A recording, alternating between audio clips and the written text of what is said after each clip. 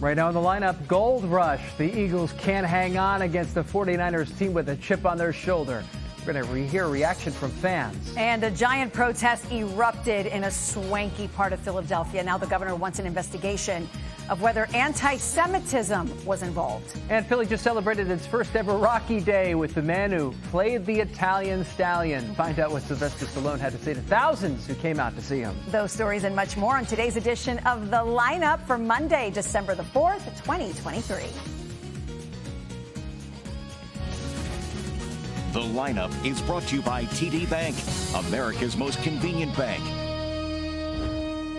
Hey everyone, I'm NBC 10's Keith Jones. And I'm Lucy Bustamante. Let's get you up to speed with what you need to know for today. So we're going to start off with the protest that erupted in Philadelphia's Rittenhouse Square.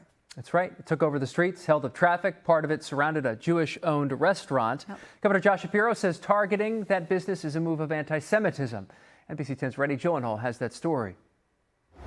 Yeah, so this is the Goldie Falafel restaurant in Rittenhouse. It's run by Michael Solomonoff. He's a Jewish restaurateur. He makes Israeli food here at Goldie. It's falafels they specialize in. He's also known, of course, for the world-renowned Zahav restaurant in Old City. Nothing to do with the ongoing Israel-Hamas war. But last night, this pro-Palestine group marched right here, surrounded this restaurant, and protested outside. Now, no damage to the building or windows, and it came at the same time and place of that large protest weaving through Rittenhouse Square, calling for a ceasefire.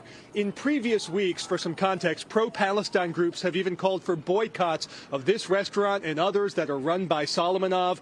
His restaurant group has collected donations for Israeli relief efforts.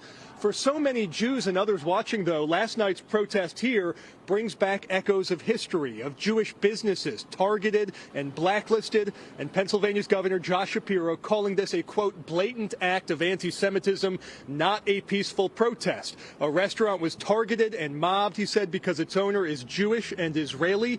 This hate and bigotry is reminiscent of a dark time in history. In that video posted by the governor, you can hear the protest group accusing the falafel restaurant of genocide.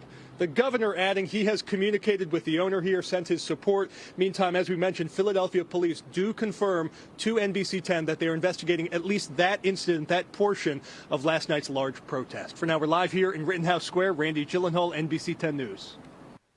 All right, Randy, thank you so much. Well, the Eagles got smacked in the mouth by a 49ers squad that was bent on beating them. I mean, truly. I mean, such a vendetta. The Niners had been ticked off since losing the NFC Championship in Philly last season. 42-19. That was revenge. NBC 10's Matt DeLucia has reaction from all the fans. Yeah, this game was tough. A big loss in front of the home crowd. But you know what? On the bright side, the Eagles are still 10-2 on the season. But you know what? You can see the look on the fans' faces, and it says it all. It was a very difficult game to watch there. Troubles on the offense and the defense. At one point, Jalen Hurts had to come out of the game to be evaluated for a concussion. But you know, while it's time to move on, we could certainly see the 49ers again in the postseason. So this may not be the last word. You know, a lot of people were calling this the rematch of last season's NFC Championship game, but now they want a rematch to the rematch. My feelings are hurt. I'm mad. I'm depressed. I'm going to stay in the bed for a week. It was just too many holes.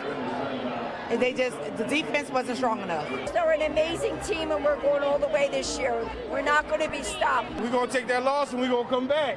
Yay, yeah. Yeah, and you know what? Next weekend it is against the Cowboys. That is definitely a must-win because it's very tight in the NFC East.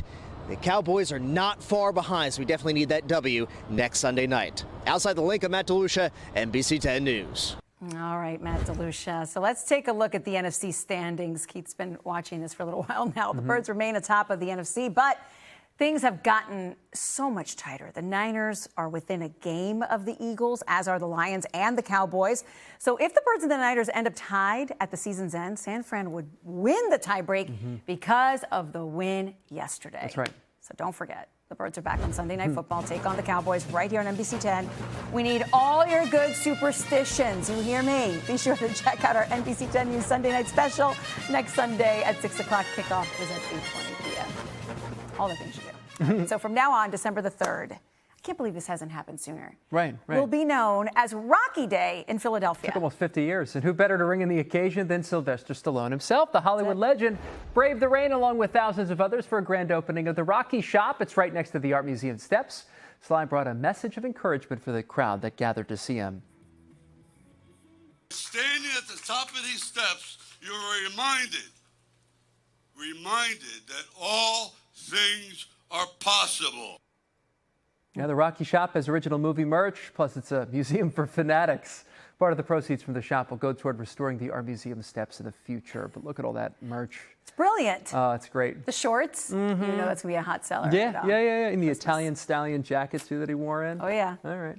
Hey, planning a trip is a lot of work, right? But now you can turn to artificial intelligence for a helping hand. So we're going to tell you how it's changing the way we travel. That's coming up next in 30 seconds. Here we go.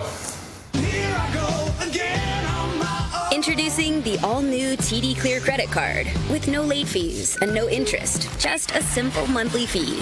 That's predictability, even when expenses aren't. $4? That's bananas. It's a pear. Oh, man. The all-new TD Clear credit card. That's how credit can be unexpectedly human. Call 1-844-TD-CLEAR for details about credit costs and terms. Publishers of the Oxford Dictionary just released their word of the year. It's actually one that kids have been throwing around social media for a while now. The winner is Riz, which we just learned last week is short for charisma. Honorable mention goes to Swifty, prompt, and situationship. That's a romantic relationship that's not quite formal. What's that old term? It's like very conditional, right? That's the way I look at it. I guess a situationship. Our generation had some terms of our own for that. Everything's getting cleaned up a little bit, anesthetized, you know what I mean? There you go. We're better for it, I'm sure. All right, so if you're still in the market for a holiday vacation or maybe a trip to visit your family, have you thought about using artificial intelligence? Yeah, we've seen AI getting used to answer questions, and now companies are developing ways to use AI to find hotels, flights, and attractions that go beyond the usual search engine results. The more data you provide, the more specific the recommendations are. The CEO of the AI travel website GuideGeek.com says the idea was born out of a need to evolve. Maybe we see something on Instagram or TikTok and we're like, wow, that's a destination I want to visit. But then what happens next is a long slog of Google searches, reading reviews, comparing prices. And that really hasn't had an innovation in that space, in that process for decades. So we think AI is going to bring a completely new renaissance to how we all plan, research, and book travel. Sounds unique and helpful, but I would still double check everything that I got on one source, right? I mean, maybe it's just being a journalist, right? But I check multiple sources for reviews, and you got to do your research. Hey, a survey earlier this year from the National Research Group found nearly 2/3 of people would be willing to use AI to plan a future vacation. That makes sense. But less than half expected an overall positive impact on their travel experience. Just make sure you check the GPS. Yeah. The thing is actually where it says. That's true. Yeah. Basic. Because that'll happen. Hey, going on a date has gotten much more expensive, but how much should it cost? Really depends on who you ask. So listen to this recent survey. You might want to start saving, by the way. The average among 2,000 people, $196. Oof. And then 1 in 8 people said, you need to spend $300. No. That's crazy. Got to be parents booking sitters. Okay, the average person said that they had been on 8 dates in the past 6 months and actually spent an average of $182 per date. So here's the thing. What you say makes a lot of sense, right? Like parents, married couples who are no longer courting their partner, even though it's very important that you continue to court your spouse.